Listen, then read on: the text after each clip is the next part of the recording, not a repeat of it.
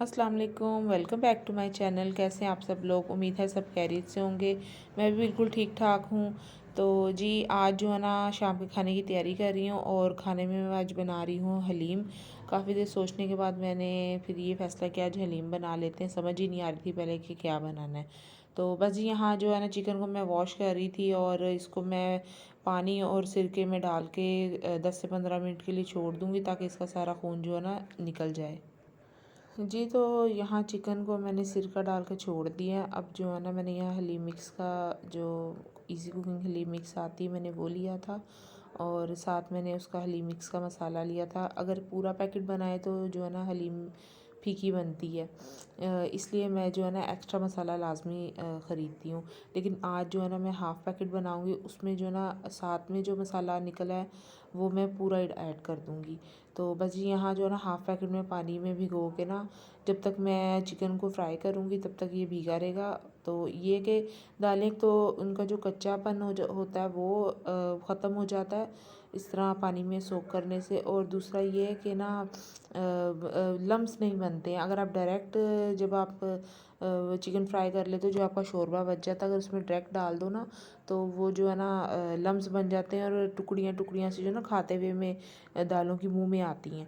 तो बस जी मैंने दाल सोक कर दिया और चिकन मैंने वॉश कर लिया था और यहाँ पे मैंने बोनलेस चिकन जो है ना मैं बस उसको तेल में डाल के मैं 2 से 3 मिनट फ्राई करूँगी और उसमें फिर मैं मसाला ऐड करके पानी डाल के तो मैं इसको जो है ना गलने के लिए छोड़ दूँगी।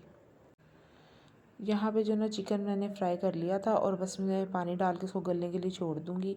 अच्छा जो डब्बे पे इंस्ट्रक्शंस दी हुई है ना, अगर आप वैसे बनाओ ना तो टेस्ट वैसा नहीं आता जैसा हलीम का होता है। तो मुझे समझ में नहीं आता, इसलिए मैं इसी तरीके से बनाती हूँ। आप भी बनाइएगा, बहुत ज़बरदस्त बनता है। और मसाला जो है ना एक्स्ट्रा ज़रूर जो इसकी रेशो है ना मतलब एक्स्ट्रा ज़रूर डालिएगा, बहुत ज़बरदस्त बनेगी हलीम अगर आप एक्स्ट्रा मसाला डाल के बनाएंगे।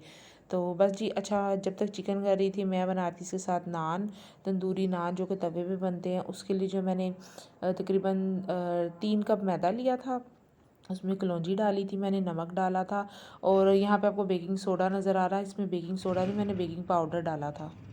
3 कप इसमें मैंने मैदा लिया था, 1 टीस्पून इसमें कलौंजी, 1 टीस्पून इसमें baking powder, baking soda add नहीं करना है।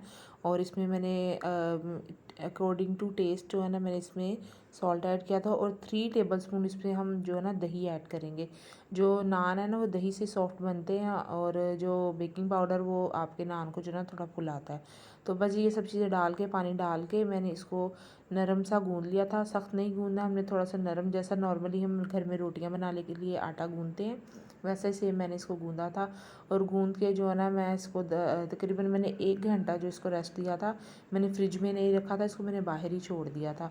और जब 1 घंटा मैंने इसको रेस्ट दे दिया था उससे बनाने से तकरीबन जो है ना 10 मिनट पहले मैंने इसको थोड़ी देर के लिए ना फ्रिज में रख दिया।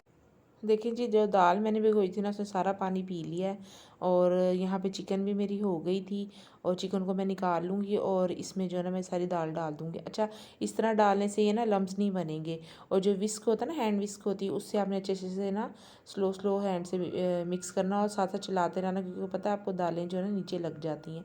और बस जी यहाँ पे जो है ना ये अवल दस्ता जिसको बोलते हैं, चट्टू बट्टा जो भी बोलते हैं, हम पंजाबी तो इसको चट्टू बट्टा ही बोलते हैं जी।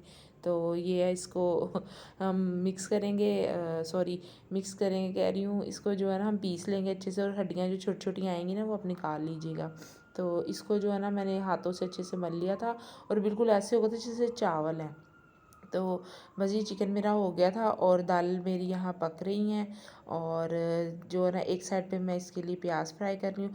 अच्छा प्याज फ्राई करने का भी मैं आपको तरीका बताती हूँ। अक्सर लोग बोलते हैं कि हम जो है ना प्याज फ्राई करते तो हमारी प्याज जो है ना کرکری نہیں بنتی، سوگی ہو جاتی ہے، مطلب سافٹ ہو جاتی ہے۔ تو آپ نے پتہ کیا کرنا، ٹھنڈے آئل میں آپ نے ڈالنی پیاز، میڈیم سے بھی سلو آپ نے اس کی فلیم رکھنی ہے، تیز آنچ پہ نہیں بنانا۔ اگر آپ کا تیل جو ہے نا گرم ہوگا نا تو پیاز ایک دم کلر پکڑ لے گا، اور جو ہے نا وہ پھر کرکری نہیں بنے گی۔ یہ دیکھیں میری پیاز فرائی ہو گئی تھی، بالکل سلو فلیم پہ میں نے اس کو نا فرائی کیا تھا جی۔ تو حلیم جو ہے نا میری تقریباً ہو گئی تھی، میں نے جب دالیں گاڑی ہو گئی تھی میں نے اس کے اندر جو چکن ڈال دیا تھا، اور اس کو سلو آنچ پہ جو ہے نا میں نے تقریباً 15 سے 20 منٹ اس کو اور پکایا تھا۔ اور اب جو ہے نا میں نے یہاں پیڑے کر لی۔ اچھا پیڑے آپ نے نارمل روٹی کا جو پیڑا تھا اس سے تھوڑا ہیوی لینا ہے، اور اس کو بیل کے آپ نے روٹی کی طرح توے پہ ڈالتے ہوئے آپ نے ایک سائڈ پہ پانی لگانا ہے، اور آپ نے لوہے کا توا لینا ہے، نان اسٹک نہیں لینا ہے۔ تو میرے خیال سے آپ بہت سے لوگوں کو یہ ریسیپی پتہ ہوگی، تو بہت ہی اچھے اور بہت مزے کے نان بنتے ہیں۔ یہ دیکھیں جی تندوری نان اتنے زبردست بنے تھے، سب کو اتنے پسند آئے تھے اور اتنے سافٹ بنے تھے نا۔ اور اس کے اوپر جو ہے نا میں نے تھوڑا سا، میرے پاس مکھن پڑا ہوا تھا تو وہ میں نے لگا دیا تھا۔ تو بس جی یہاں کھانا میرا تیار ہو گیا تھا، اور بس آپ کو ویڈیو کیسی لگی ضرور بتائیے گا، ریسیپیز کو ضرور ٹرائی کیجیے گا، اور بس دعاؤں میں یاد رکھیے گا۔ اور بس اب میں آپ کو ملوں گی اگلی ویڈیو میں کچھ نیو ریسیپیز کے ساتھ، اور اگر آپ کوئی چاہتے ہو کہ میں کوئی ریسیپی بناؤں تو مجھے ضرور بتائیے گا۔ تو ملیں گی جی اگلی ویڈیو میں۔ اللہ حافظ۔